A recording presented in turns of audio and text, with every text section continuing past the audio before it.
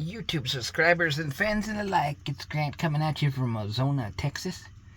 About 100 miles short of where I wanted to be today in Fort Stockton, Texas. With the next truck because, I don't know if you can see it from there. There's my eyeball. But I'm having problems with the driver's side flap. I'm going to put in the thumbnail the last truck's flap ending because I didn't get a video on it. But I did get a thumbnail of it, so I'll put that in the thumbnail of this video. But these flaps, especially the mud flaps from Elmendorf, Texas, are just... I don't know if they planned them to last 200 miles or what. I'm at the 250 mile mark, I think it is, from San Antonio right now. And they have that problem back there. Let's see if I can do it right. Yeah. So you see on the driver's side. And then I put glue and duct tape from Love's, because that's what another transporter said he did to fix it. Emergency situation style, because I don't have any tools or nothing on me, because that's the other problem. I could pack around a nail gun and all this other fun stuff, a screwdriver, all this fun stuff, and then you can't fly with it. You have to check it in a bag, and then you have to pack it around the entire time you don't have the truck. And so it's a toss-up. It's a catch-22. You can have all the tools in the world you want to fix this crap like nothing, but then you got to pack them all the time, and then that's when the truck's mud flaps won't screw up. But then when you don't have them, then they do screw up. So, but a transporter told me today, just before this happened, that Love's does carry emergency, those little white zip ties that are pretty strong, I guess. So I'm going to try them and find out.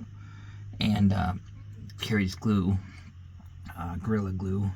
You can glue the mud flap in place.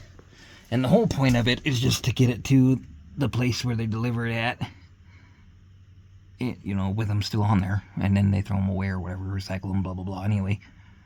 So, but then if you put the straps on too tight, you'll have what happened to me in the thumbnail on the last truck, where the one side busted off, clean off on the interstate, and the flap and the board and all broke off in half if you put the straps down too hard. It's always one thing or another. It's always either the straps or the mud flaps or both.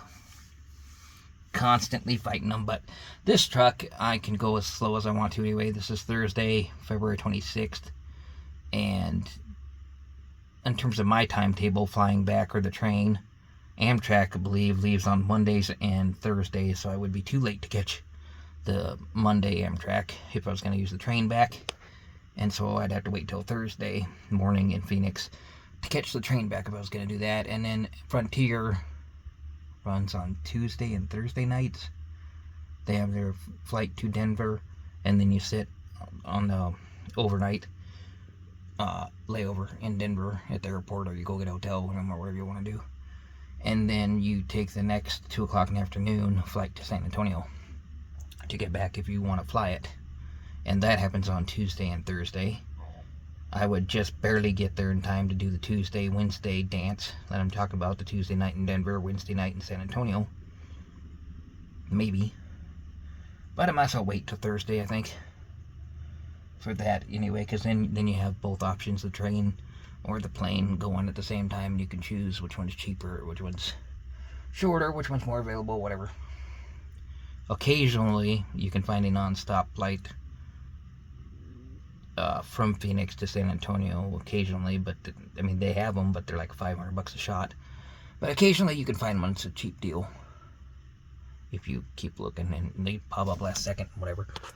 The one guy, I didn't get it last time, but the one guy got his for like $250, I think, which wasn't too bad if it's a non-stop directly to San Antonio. I paid $176, and then plus what ended up rounding up to $200 for an exit row seat and a third row extra room seat on this last Frontier flight. Altogether with tax and everything was $200. It wasn't too bad, but I had the overnight layover in Denver. Kind of dragging my butt a little bit right now because I spent the night before last night at the Denver airport, and then I spent last night at the San Antonio airport. So haven't had that much sleep. I'm looking forward to sleeping tonight in the truck. Again, I'm 100 miles short of my goal. Today was going to be Fort Stockton, and I usually have the window cleaned off and the fuel filled up by that point, because that Fort Stockton is the fuel point anyway. By the time you get to Fort Stockton from the yard in Elmendorf, Texas, you're at 300 mile mark, which is 3/4 of a tank used of diesel fuel. and you have that quarter of a tank left, and I don't like driving the trucks below a quarter. In case anything happens, traffic gets stopped or whatever, and you're not supposed to drive a diesel truck below the quarter anyway. So, now I'm at the fairgrounds, basically, a public fairgrounds building of Ozona, Texas, to try and stay here tonight if the Popo and all these people leaving this county extension office at 5, this is actually 6:30, 7 o'clock at night. They might have had an event going on that portion where they have 4 or 5 cars at one time and they're leaving out in that shop or something, but this is the fairground next to it, and then this is like a shop they all ran out or something, I don't know. I'm going to try and sleep here tonight because it looks like this is what I like to try to find, 100 or 200 feet in every single direction with no houses and no like open businesses and whatnot, because if you can score nice quiet spots like that overnight, you can sleep pretty good without somebody bothering you. But there's a small chance that a local cop will get bored, so to speak, and come flash me at night. It happened before. It wasn't here, but it was here, but not. You're here is in this town, but it wasn't at the fairgrounds. I just happened to notice the fairgrounds tonight, so I decided maybe I'll try this one and see for an overnight. I'm usually driving a little bit longer than now, but the mud flap situation behind me, I don't want it to get dark and not be able to see the mud flap, because the mud flap's already messing up on day 1, which is annoying. Bad enough when they mess up on the very last day and you're like, oh, I'm close enough, I can just do it. Or the board goes off or whatever.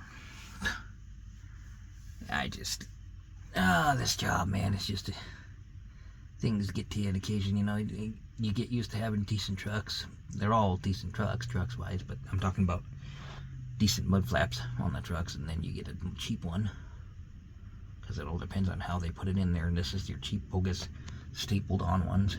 And like I say, I could carry around an air staple gun, electric staple gun, and have that available to do it anytime I want. But then I'm stuck packing that the rest of the time, the 3 or 4 days in between doing this dance. I call it the dance. Anytime you have to spend an extra few hours here and there waiting for transportation, which is what I was saying. You have to get out of Ehrenberg, you have to pay a guy $25 or $30 or more if you tip him or whatever, to take you to Blythe, California, and then you catch the Greyhound for $40 to Phoenix, and then from there you can fly and do what I did last time around, where you sit in the Denver airport overnight and sit in the San Antonio airport overnight the next night in order to get lined up for the truck, time-wise, because by the time I got to San Antonio, I couldn't get down there to the yard to get it in the time before they closed. And anyhow, I just thought I'd bring you to Sunset while I was talking about it. And lost track of thought there, but or you could take the train on Thursday, like I said, and that's a day and a half on the train. All of the different transportation options to get back to San Antonio from Elmendorf. To get back to San Antonio from Ehrenberg, Arizona, it's pretty much a 2-day deal. Doesn't matter what it is. The cheapest version you could do is taking the Greyhound bus 23 hours straight, which I haven't done yet because I don't like being on Greyhound buses for longer than 10 hours, and I really don't like being on them overnight. Unless you happen to luck out and be on an overnight bus that doesn't have anybody there, so that you can hopefully sleep in your seat and the seat next to you without having issues with people. But a lot of times these days they're filling up the Greyhounds, I've noticed, more than they used to. That guy is checking me out or something. Oh, the locals are. Hello, there's my eyeball. I forgot about the dual zone. But anyhow, I just thought I would show you. This is public property, of course, because it's the city county fairgrounds. So I should be able to stay there, lawfully speaking, with no issues, because anybody is free to park here for 72 hours at a shot. Anytime you're on a public space, doesn't matter if it's a public street, or the public utilities, or the public extension, not the stuff, the gathering event center and stuff like that. If they don't have it fenced off, it's unsecured, which means it's for public use. And this place does not have it fenced off, and it's nothing but an open parking lot once all these people get by. So I should have a good night here as soon as it gets dark, but I just thought I'd rage on about I'm okay with taking Ehrenberg, Arizona trucks, because obviously this is my third one. Yeah, I took the train once, and I took the plane once, and I'm considering taking the bus route. That would be the cheapest way. Is the bus is $122 directly from Blythe, California, all the way to San Antonio, Texas. But it takes 23 hours, and I just can't see myself doing that, taking all day, all night. This guy's coming to be nosy. See, all your small town people are just nosy. And all the room in the world to do something else, but nope, he's got to drive by me and see what I'm up to. Anyway, like and subscribe, leave comments. I'll catch you in a flip. Peace.